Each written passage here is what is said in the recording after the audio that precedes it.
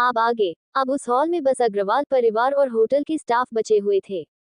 उषा जी, ये सब मेरी ही गलती है, ना ही मैं उस दिन गीता जी से उलझती और नहीं आज ये सब होता, ये सब मेरी ही गलती है, मुझे माफ करना मेरी बच्ची, आज मेरी गलती की सजा तुम्हें चुकानी पड़ रही है।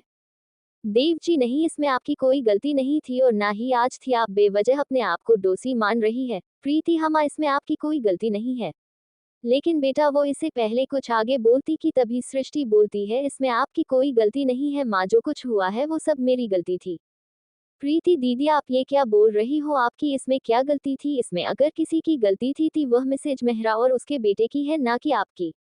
नहीं छोटी, इसमें उन दोनों की नहीं बल्कि मेरी है, जो मैं उस राहुल के प्यार के जाल में फंस गई। नहीं, मैं उसे प्यार के जाल में फंसती और ना ही वो कुछ ऐसा कर पाता। देव जी अपनी बेटी की हटल देख अंदर ही अंदर टूट गए, वह जानते हैं कि उनकी बेटी ये सब कुछ का दोष अपने आप को क्यों मान रही थी, ताकि उसकी माँ को ना लगे कि इन सब में उनकी गलती है।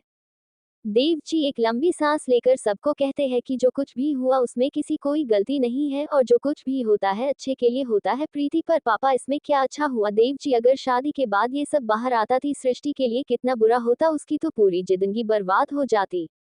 उनकी बात सुन उषा जी कहती है, लेकिन आज जो कुछ भी हुआ है उससे तो हमारी बेटी की जिंदगी कहरा भी हो गई ना। जिसे सुन प्रीति कहती है, माँ इसमें दीदी की जिंदगी कैसे कहराब हो गई, उल्टा उनकी जिंदगी बर्बाद होने से बच गई। उषा जी, लेकिन बेटा आज जो कुछ भी हुआ है उसका पता पूरे दुनिया को चल गया है और अब सब तरह तरह की बातें भी करना शुरू कर दिया होगा और ना जाने अब सब सृष्टि के बारे में क्या सोचेंगे वो लोग, तो बस सृष्टि को ही गलत समझे। प्रीति माँ, जिसको जो समझना है समझे, मेरी दी सबसे बेस्ट दी है और देखना उनको एक दिन ये सा लाइफ पार्टनर मिलेगा कि वह सबसे बेस्ट होंगे और उनके सामने राहुल जैसे तो कुछ भी नहीं होगा। क्यों पापा, मैं सही बोल रही हूँ ना? अपनी बेटी की बात सुन देव जी हाँ में सिर हिला देते हैं। उषा जी, पर बेटा ये वह इतना ही बोल पाती है कि तभी पीछे से एक औरत की आवाज आती है, अरे मैं कुछ ज्यादा ही लेट हो गई क्या, इतना शनाता क्यों है, शादी हो गई क्या? उस आवाज को सुन अग्रवाल परियार पीछे मुड़ के देखते हैं तो वहां पर एक औरत और उनके साथ एक उनके बगल में एक लड़की खड़ी थी। वह कोई और नहीं बल्कि उषा जी की दोस्त रेखा सिंघानिया थी और उनकी बगल में उनकी बेटी प्रिया सिंघानिया थी, जिसे देख मिसेज अग्रवाल के चेहरे पर एक स्माइल आ जाती है और अगले ही पल हो मुस्कान गायब हो जाती है।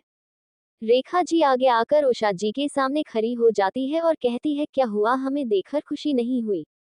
उषा जी, नहीं ऐसी कोई बात नहीं है, तुम्हें देखकर खुशी बहुत हुई, लेकिन वो इतना ही बोली थी कि तभी रेखा जी बोलती, अच्छा वो सब तुम जाने दो, पहले मुझे ये बताओ कि क्या हम बहुत पहले आ गए हैं जो हमें यहाँ पर कोई नहीं दिख रहा है?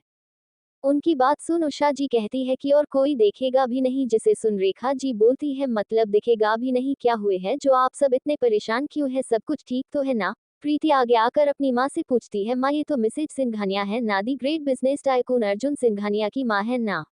अर्जुन सिंघानिया ऐसा का नो, एक बिजनेसमैन जिसे पूरी ऐसा का पति है। आप इन्हें जानती है? प्रीति की बात सुन उषा जी बोलती है, हाँ, ये हमारी कॉलेज फ्रेंड रेखा सिंघानिया है और ये उनकी बेटी प्रिया सिंघानिया है। हम कॉलेज टाइम से अच्छे दोस्त हैं, लेकिन फिर कॉलेज के बाद हम एक दूसरे से अलग हो गए और अभी एक महीने पहले ही हम एक दूसरे से मॉल में मिले थे, तो वहीं से हमारी बातचीत फिर से होने लगी। और फिर उषा जी अपने परिवार से रेखा जी को मिलवाती है, रेखा जी सबसे मिलती है और जैसे ही वो सृष्टि से मिलती है तो वह उसकी सुंदरता देखकर वह कहती है, बहुत प्यारी लग रही हो बेटी, बिल्कुल किसी परी जैसी। प्रिया भी जब सृष्टि को देखती है तो वो भी बोलती है, बिल्कुल माँ सही बोल रही हो, ये बिल्कुल की परी से कम नहीं है। इनके होने वाले हस्बैंड तो बहुत खुशनसीब वाले होंगे जो आप उनकी लाइफ पार्टनर के रूप में मिल रही हो। प्रिया की बात सुन सृष्टि के चेहरे पर एक फीकी सी स्माइल आ जाती है और वह कहती है, मेरे हस्बैंड बहुत खुशनसीब होंगे तब जब मेरी शादी होगी तब ना। सृष्टि की बात सुन प्रिया और रेखा जी दोनों आचार्य से पूछती है, क्या मतलब जब शादी होगी तब? आपकी शादी तो आज होने वाली है ना? सृष्टि बोलती है, होने वाली थी लेकिन अब नहीं होने वाली है। रेखा जी जब ये सुनती है कि अब शादी नहीं होने वाली तब वह उषा जी की तरफ देखती, जिनकी नजर नीचे झुकी हुई थी, मानो जो वह सुन रही है वह सब सच हो। वह उषा जी के सामने जाकर पूछती है, क्या ये जो सृष्टि बोल रही है क्या वह सब सच है? रेखा जी की बात सुन उषा जी अब क्या बोले जी जाने के लिए पधट रहा है लव आफ्टर शादी। अब आगे। रेखा जी की बात सुन उषा जी एक पल के लिए चुप हो जाती है, उन्हें समझ में नहीं आता है कि वह क्या बोले, तभी फिर से रेखा जी की आवाज आती है, जिसे सुन उषा जी एक लंबी सांस लेती है और सब कुछ एक एक कर बता देती है।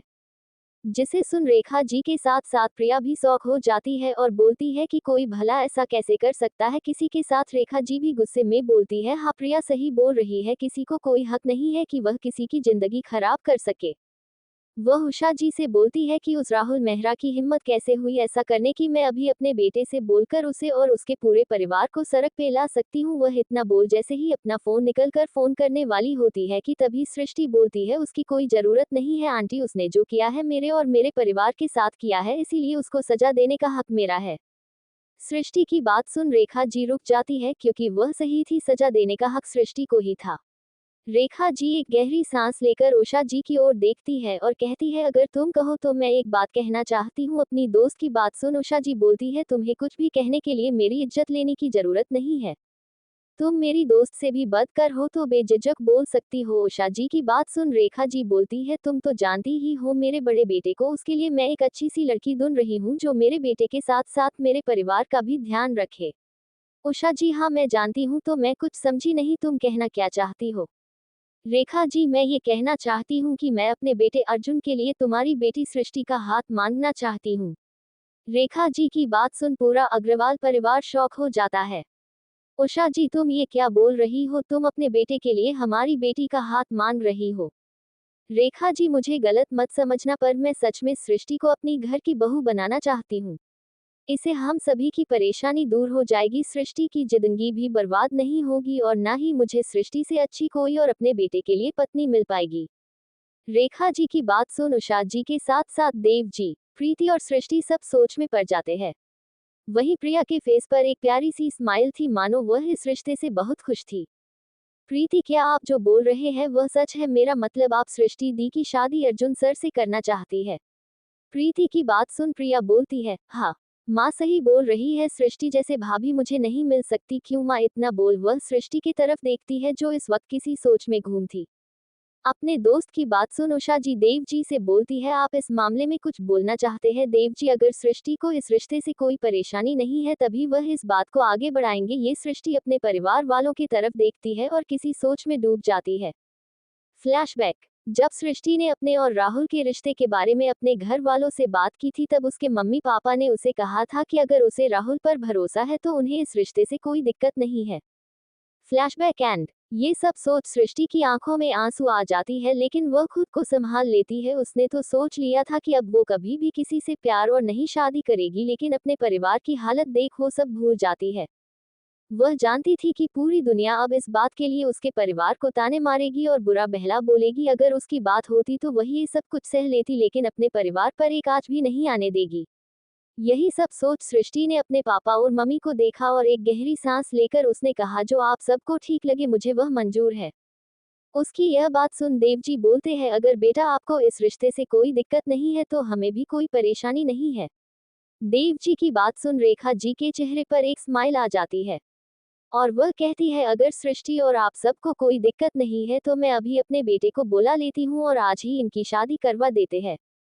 रेखा जी की बात सुन उषा जी बोलती है, आज जी अभी तो सभी रस्में बाकी है तो इतनी जल्दी कैसे। देव जी भी, हाँ इतनी जल्दी। रेखा जी, अरे इसमें जल्दी क्या है, दुल्हन भी तैयार है, मंडप भी, और पंडित जी भी तो यहीं पर है, तो बस हो गई सब तैयारी। उनकी बात सुन उषा जी, पर अर्जुन बेटा वह तो यहाँ पर है ही नहीं, और उनसे तो अभी तक कुछ पूछा ही नहीं कि वह इस रिश्ते के लिए रेडी है कि नहीं। अपनी दोस्त की बात सुन रेखा ही, तुम उसकी चिंता मत करो, मेरा बेटा इस रिश्ते के लिए हाँ ही बोलेगा।